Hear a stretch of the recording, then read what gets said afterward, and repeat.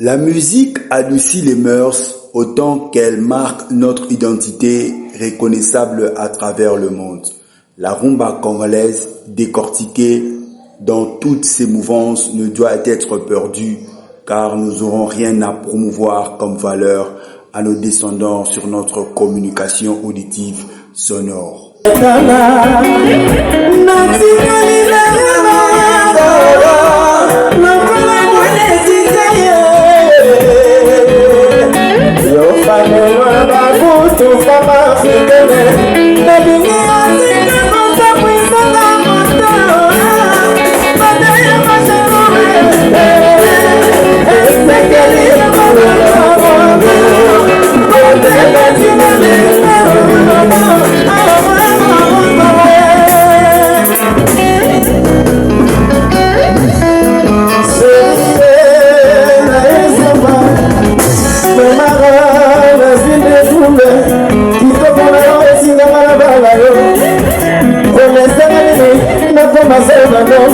Ah maman, ça m'a terminé la vie d'accord.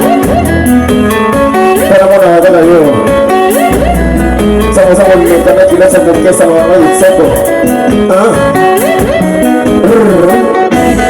Merci. Des souvenirs par des mélopées d'une certaine époque, rappelant des événements quelconques, l'artiste King, par son talent, nous fait vibrer à des sonorités révisitant le répertoire de la rumba congolaise, tout en épinglant la commémoration des 27 ans de Pépé Calé après sa mort.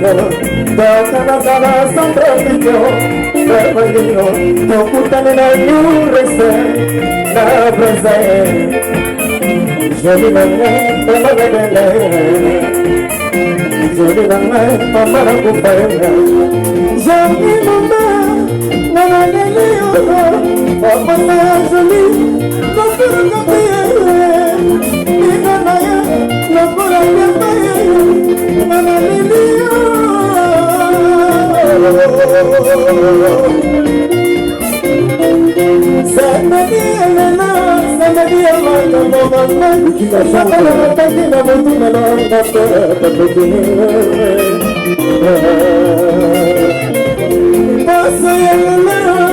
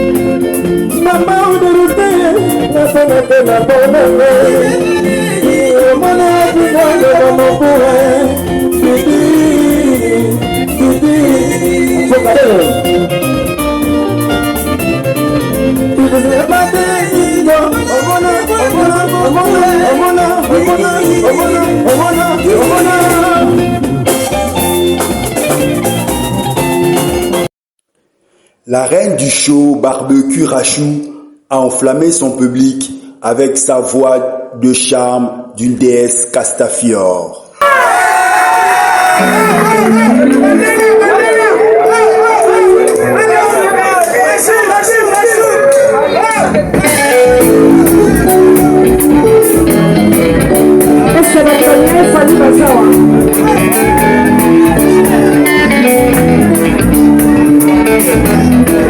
L'amour de quelqu'un, c'est toujours dit comme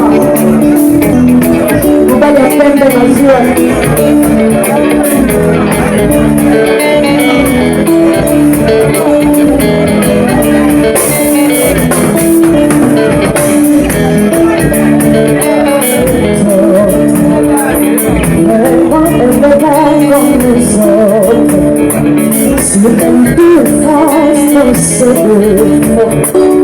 Mon cœur a choisi celui qui me fait. Avec lui je suis prête à tout partager. Mon amour, mon achat, mon confident, mon artiste, mon meilleur, le moi sans Juliette, mon maman, Jonathan.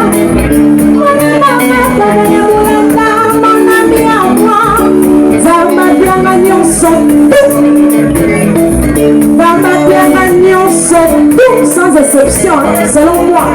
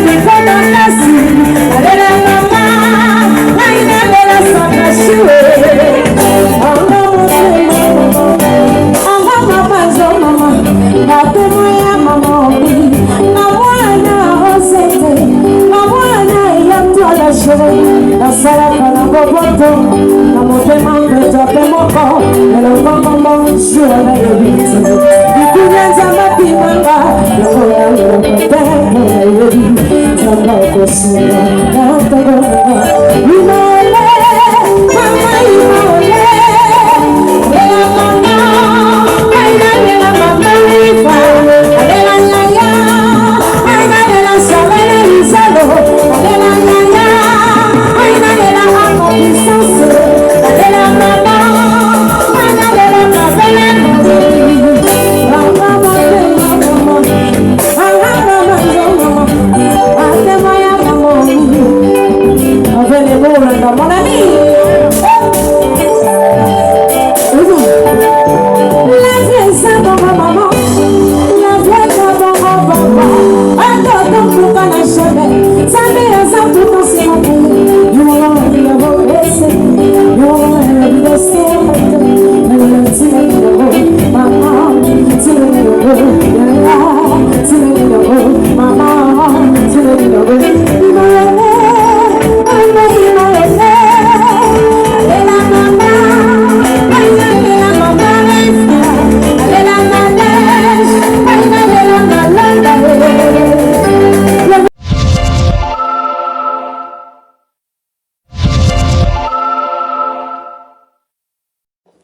Ouverture de la Coupe d'Afrique des Nations Maroc 2026. La compétition foot regroupant les nations africaines concourant pour le trophée CAF pour sa 35e édition. 6 villes du Maroc, à l'instar de Rabat, la capitale, Casablanca, la métropole économique, Agadir, ville côtière sur l'Atlantique, Marrakech, ville touristique, Fès, cité historique, Tanger au nord du pays. Disons que c'est depuis le dimanche 21 décembre que les amoureux du sport roi du monde, n'ont pas raté la prestation de l'événement, de près comme de loin, avec l'annonce particulière de Patrice Motsepe, président de la CAF, d'une nouvelle configuration de la CAN en mode actuel quadrinal. Quand on déplaise à certains, la CAN se jouera tous les 2 ans. On est avec Amir Abdou, ancien sélectionneur des Comores et de la Mauritanie. Bonsoir Amir, c'est quoi votre réaction suite à cette annonce du président de la Confédération africaine de football, Patrice Motsepe? Bonsoir à tout le monde. Écoutez, pour moi, ça a été un véritable choc parce que la CAN est importante. Sur le continent, pour moi, elle risque de perdre son identité, son charme. C'est important aussi parce que tous les joueurs africains attendent toujours cette compétition et la repousser tous les 4 ans, ça manque, ça va laisser aussi et manquer aussi d'opportunités aux joueurs africains de pouvoir se montrer entre guillemets. Ça affaiblit pour moi aussi le fait que la CAF elle sera moins indépendante, elle sera moins autonome, voilà, et ça fait partie un petit peu de cette situation là. Je sais que la CAN perturbe. La CAN perturbe les saisons européennes, on le voit, on l'a vu encore une fois, les clubs ont du mal un petit peu à lâcher leurs joueurs sur ce calendrier-là, et ça va alléger un petit peu le calendrier de la FIFA. Voilà, ça va arranger tout le monde, et je sais pas, moi c'est mon avis, hein, je le vois encore une fois, et ça va réduire les tensions entre les clubs et les sélections, et ça a arrangé tout le monde. Donc voilà, positivement, les sélections auront plus de temps à travailler sur l'aspect positif. Mais encore une fois, comme je le dis, faire une CAN tous les 4 ans, voilà, pour le peuple africain, et le continent africain, ça va être une grosse perte, On a contacté des anciens joueurs dans la journée qui parlent, certains en tout cas parlent de mort du football africain, d'autres évoquent finalement la FIFA qui aurait remporté en fait ce match du calendrier. Vous en pensez quoi? Ben oui, parce qu'après il y a bien entendu il y a des intérêts économiques. Le président de la CAF l'évoque très bien. Et puis cette mise en place de Ligue des Nations qui va générer des rentrées d'argent. Voilà, donc je trouve que c'est un petit peu l'arbre qui cache la forêt et voilà et comme pour moi on sort cette identité là de cette compétition qui a été ancrée, qui est tous les 2 ans et que pour moi je vois pas l'intérêt de la modifier. Après si c'est sur cet aspect-là, sur l'aspect économique que cette compétition va pouvoir générer des fédérations qui vont pouvoir survivre par rapport à la Ligue des Nations, ben tant mieux. Mais sportivement, ben c'est une grosse perte, quoi. Une décision économique encore pour faire plaisir à l'Europe. Le foot business, c'est ça. Et l'intérêt des Africains. Pour émerger des joueurs africains, personne n'en parle. Revenons au terrain. Depuis l'ouverture des buts et des matchs, on en parle. Les Maroc qui réussit son match d'ouverture avec le Comore, malgré le penalty manqué à la 10e minute.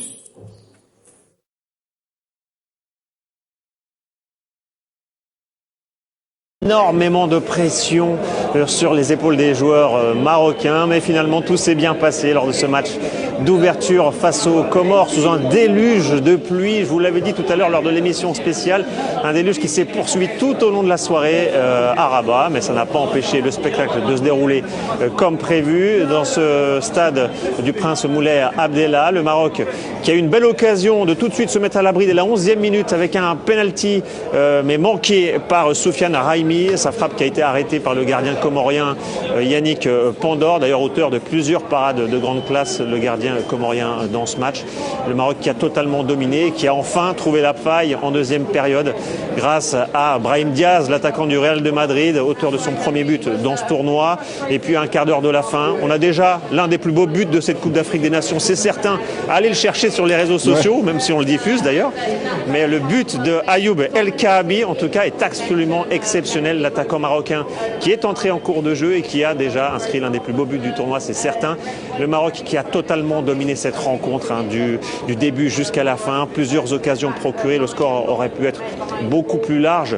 Les Comores qui n'ont pas eu grand-chose à proposer, acculés sur leur but. D'ailleurs, on avait discuté avec le sélectionneur des Comores, Stefano Cousine, avant le match.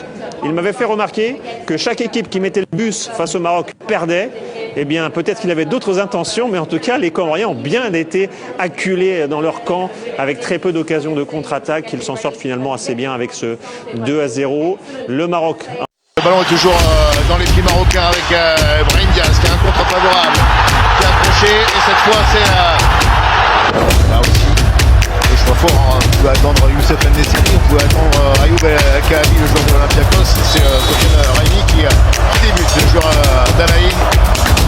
Qui va tirer, c'est sorti. Et pour les 2 autres buts de ce premier match.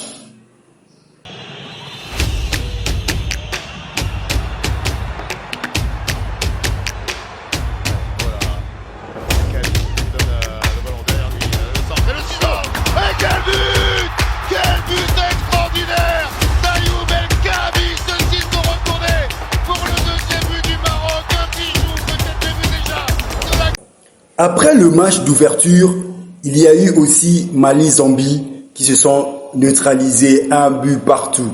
Afrique du Sud contre l'Angola et enfin de la soirée du 22 décembre 2025, l'Égypte de Salah était face au Zimbabwe.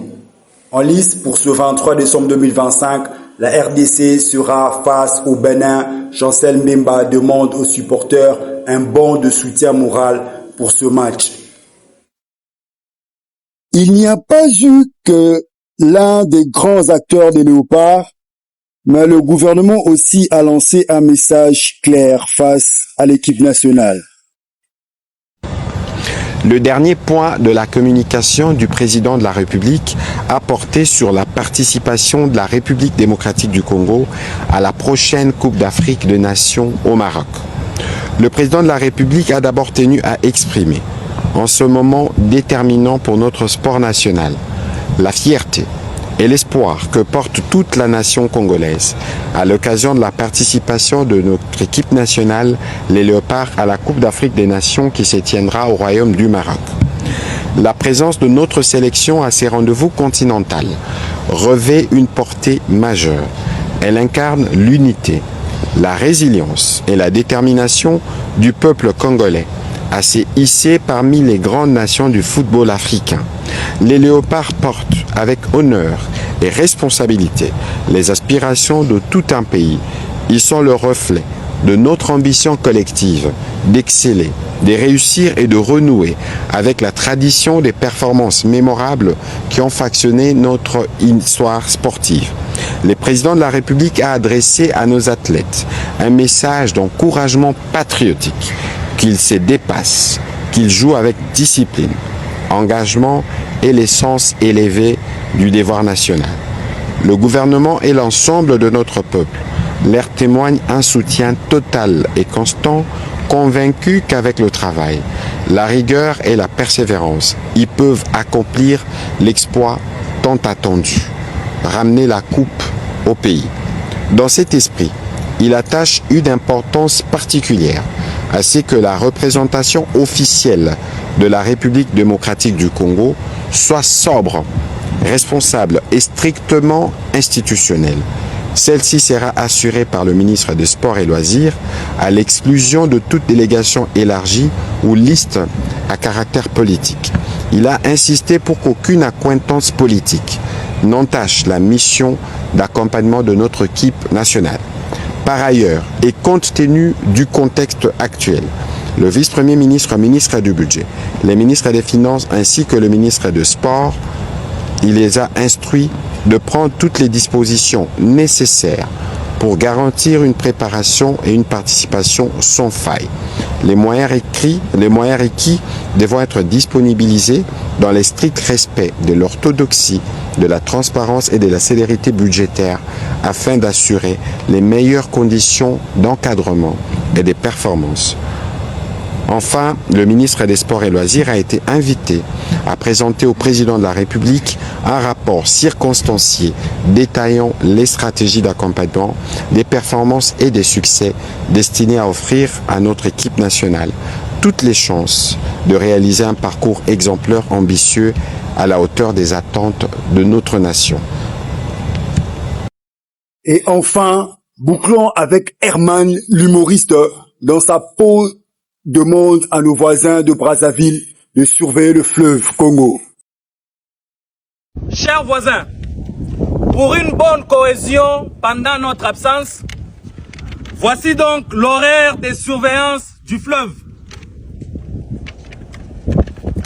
Lundi, les Vili. Mardi, les Bembe.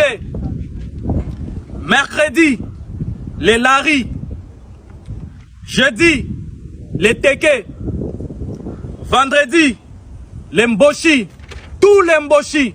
Tous les... Le président, il est Mboshi, hein? Tous les Mboshi, sauf Monsieur le Président. Monsieur le Président, vous avez beaucoup de boulot, allez travailler. Samedi, les Pounou et les Makwa. Les Pounou et les Makwa, ils sont toujours en retard. Les Pounou et les Makwa, veuillez éviter les retards s'il vous plaît. Arrivez avant, arrivez à temps. Et travaillez en parfaite collaboration. Évitez la distraction. Et dimanche, la diaspora. La diaspora, on n'allait pas vous oublier. Toutes nos chances à nos léopards qui ôtent plus haut le drapeau de la RDC. Pour l'instant, l'équipe de GBVL News vous promet de vous revoir prochainement. Le temps pour nous de regarder la deuxième mi-temps du match RDC Bénin où l'on mène 1-0 et un but à la 51e minute refusé pour position de hors-jeu. GBVL News, on vous dit merci pour votre fidélité. Ça nous branche pour jamais vous décevoir. GBVL, notre slogan. GBVL pour vous. GBVL, on est là. GBVL, rendez-vous respecté. Allez, portez-vous bien.